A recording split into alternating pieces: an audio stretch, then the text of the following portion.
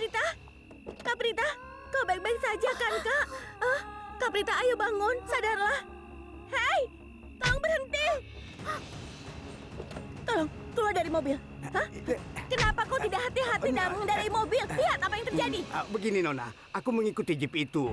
Bosku yang memudikannya.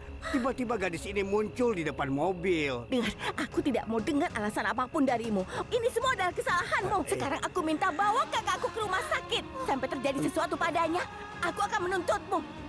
Sekarang, bawa kakakku ke rumah sakit cepat. Apalagi yang kau tunggu cepat. Nona, dengarkan aku.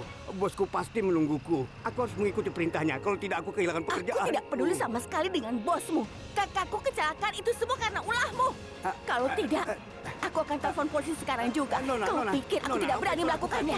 Nona, apa yang kau lakukan? Cepat, bawa barang-barangnya juga.